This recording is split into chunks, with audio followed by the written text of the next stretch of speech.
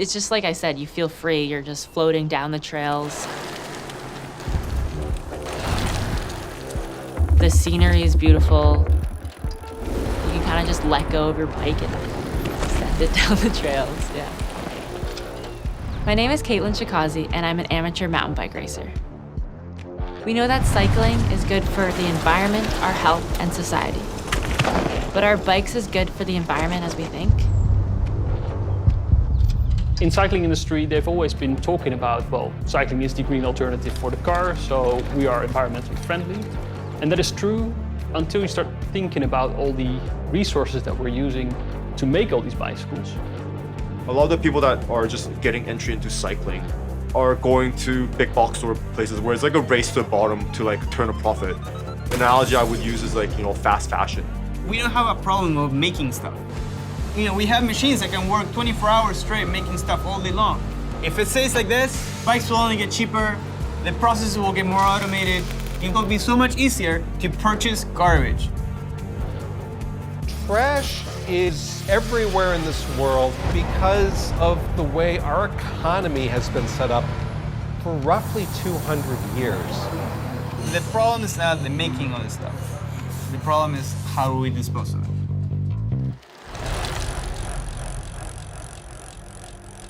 The pandemic revealed how much we still love bikes. The UK saw sales of 3.3 million bikes in 2020 alone. But what does that mean in terms of waste? Trek calculates that it takes an average of 174 kilograms of CO2 to manufacture each bike. And in a study done in 2011, Specialized estimated that they needed 65,000 liters of water to manufacture a Specialized Roubaix frame. That's the equivalent of filling an average-sized swimming pool. And that doesn't even include the waste made in the manufacturing process.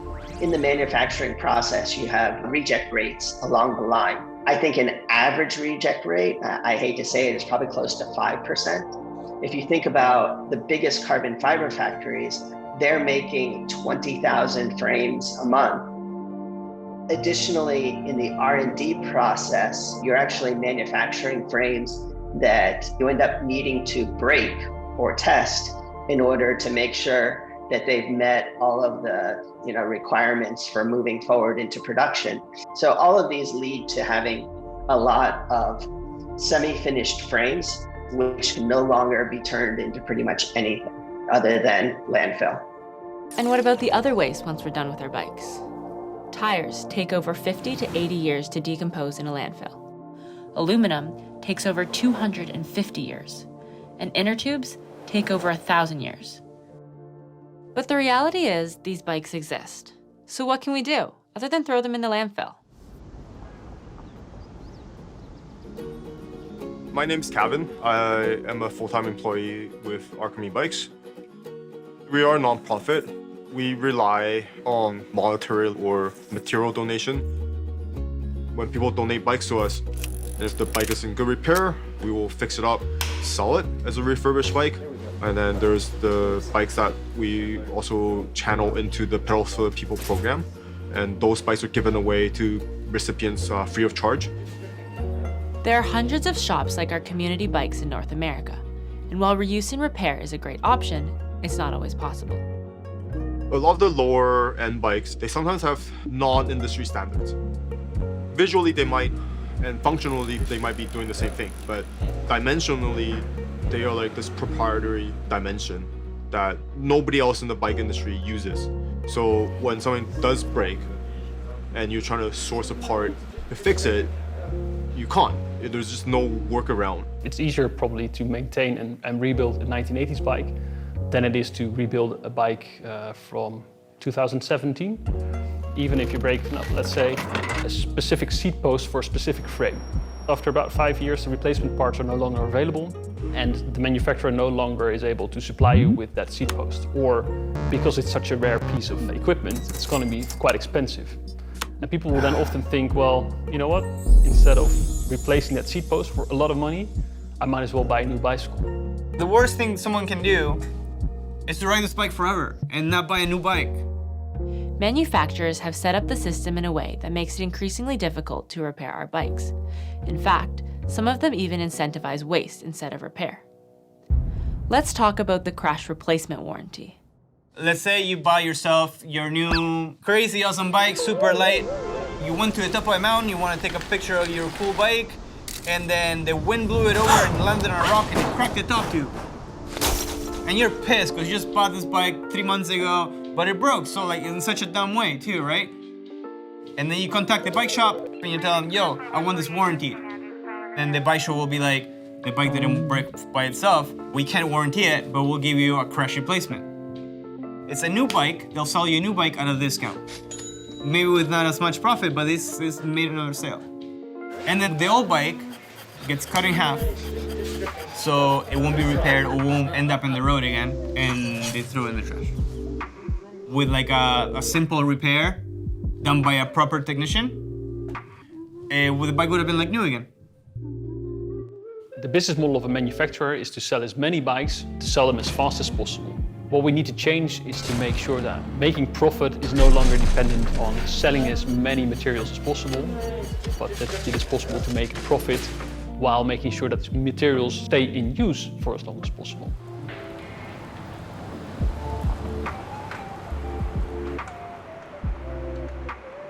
Montenegro manufacturing has been around since 2013. We repair all these bikes that are made in China or Italy or wherever and keep them on the road. So before, if you broke your carbon fiber bike, you had to buy a new one. And that kind of gave carbon fiber like a bad name. So those bikes that would end up in the landfill, now they have a second life. Near the end of its life, bikes and parts inevitably become unusable due to wear and tear. Or we don't have a Hernan Montenegro handy to help fix our bike. So what happens then? We can recycle them, right?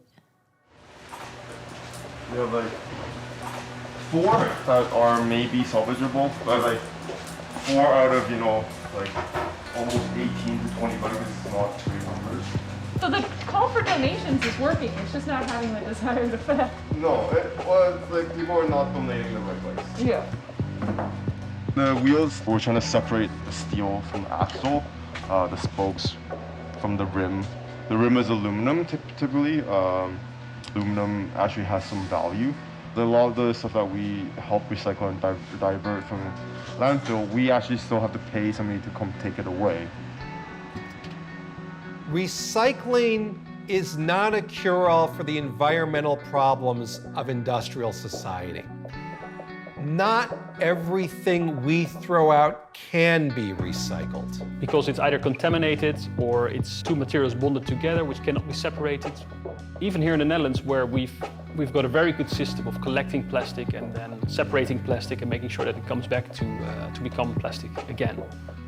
Only 25% of plastic that is collected actually ends up as new plastic. Recycling often involves a lot of energy and a lot of waste before a material becomes another material. Anytime we're trying to manage our waste through disposal and recycling, it's what I would call a wicked problem, where a solution to the problem creates another problem. So, recycling is far from a cure-all solution to our waste, at least the way it's done now. What if we could do it all better?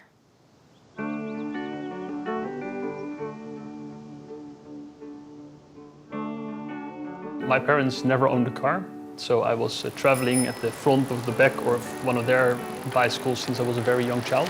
And I grew up with cycling as being sort of the force for good. I went to university to study civil engineering and started my career in construction. And sustainability became a huge topic in the construction industry here in the Netherlands. It moved from reducing your own carbon emissions to look at the products. So how do you reduce the impact of the products that you're making? And that then became the ideas of the circular economy. The basics of linear economy is that we take materials from the earth, we make a product, we use it for a short while, and then we throw it away. It becomes waste. So take, make, waste. Which is nice because it's an easy way to generate money, but the downside is that we're using finite materials, that we're causing a lot of pollution, and we're causing a lot of waste. So we need to change that linear economy into what we call a circular economy. An economy when there's no waste, where there's no pollution, and we are not using finite resources anymore. You really have to think about the way you assemble, but also disassemble bikes. That manufacturers become responsible for making sure that materials stay in use for as long as possible is really what's going to make the change towards a circular economy. A true circular economy would cap resource extraction. Manufacturers haven't had to deal with the consequences of disposing of their products. Extended producer responsibility develops a structure so that they are involved in the responsibility of the end of life of their products. Traditionally, people are thinking, okay, we're developing these materials for an application, you have your final product, now how do we reuse this, how do we recycle it? At Melinda's operations, it's a little bit different, where we're thinking about these things from the beginning, where we're considering, okay, we're responsible for what we're putting out there, and so we're developing materials that from the beginning have this recyclability component engineered into the chemistry. Our resin is capable of being dissolved away from our final parts. And this is pretty unique in the carbon fiber space, in that our materials, we can actually recover the original weave and pattern from the carbon fiber. The main idea behind Agaromba is how we can change the market the way it's working right now. What I'm trying to make is like, here's an awesome bike that's made for you, that's made to last you forever. And then if you break it, because things will happen, you can send it to us and we'll fix it. And we want to keep that bike rolling for as long as possible. Even though I make it seem like the bike industry is polluting the world, there's all these other industries that are so much worse. This is the industry that I'm in, this is what I do, this is how I can make a change. Like many of you, I'm not a manufacturer. I'm a cyclist. How can we make a difference today? Our experts point to a few big things. The best thing you could do is talk to your friends and convince them that they need to start talking about this to their friends, but also talk to your dealer, for example. Next time you buy a bike or a part, ask for a more sustainable alternative. They'll probably say like, what? A more sustainable alternative? There's no such thing. But if more and more people start asking them those questions, they will start asking the questions to their suppliers, and they will start asking the questions to their suppliers. And it goes all the way back to the manufacturers of the products. David Suzuki's got the answer. Someone asked him years ago, what can I do? And he said, stop buying things. So we can refuse. If you don't have to have something, why have it? Reduce your use of goods. If you do have to have something, can you reuse that thing? Once you've exhausted the reduce and the reuse, then recycle. But really, our power is in making very, very clear our expectations on our government at municipal, provincial, and federal levels that we expect significant, big changes. Not just that we're going to recycle better, but that we are actually going to tackle our waste problem.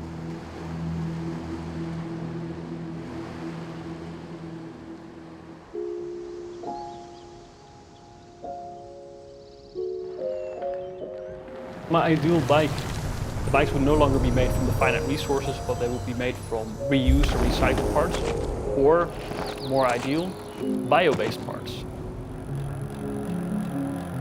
So if there's stuff wearing down from your chains, or when your brake block is wearing, these materials would actually provide nutrients for the nature that you're riding through.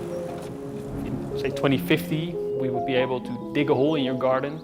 You just chuck your bike into that hole and then cover it, and a few weeks later, plants will grow out of your bicycle. That would really be like my ideal circular bike. And it's a long way off, I realize that, but then again, in 30 years' time, with sufficient brain power put into this, I think there's a lot possible.